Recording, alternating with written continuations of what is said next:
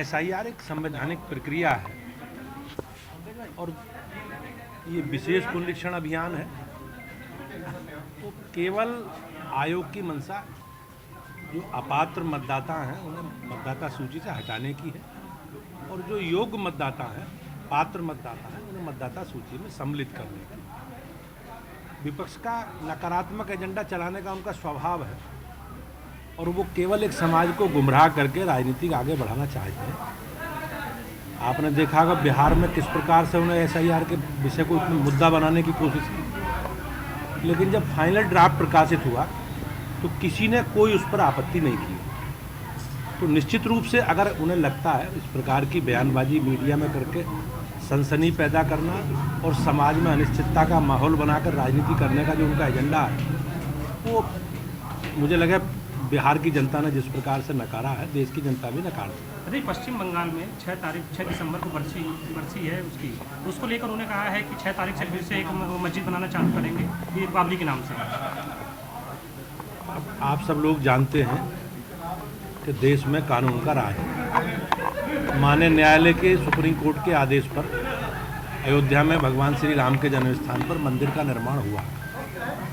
ये जैसा मैंने कहा, अब निगेटिव एजेंडा नहीं चलेगा।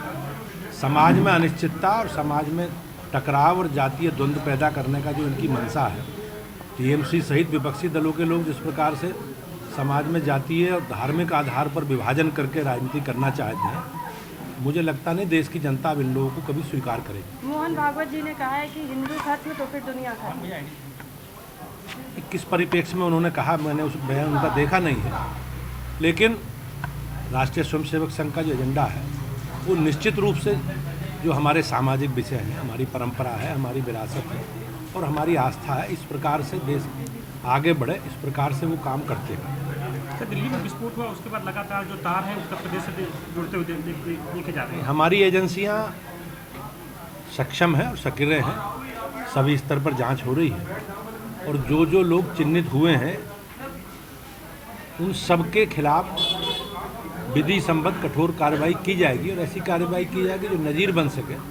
और अभी वो प्रक्रिया जांच की अभी चल रही है। सर, विपक्ष लगातार कह रहा है कि भाजपा को अपना अध्यक्ष नहीं। अब भारतीय जनता पार्टी को समाजवादी पार्टी की तरह या कांग्रेस पार्टी की तरह या बसपा की तरह तो अध्यक्ष बनाना नहीं है।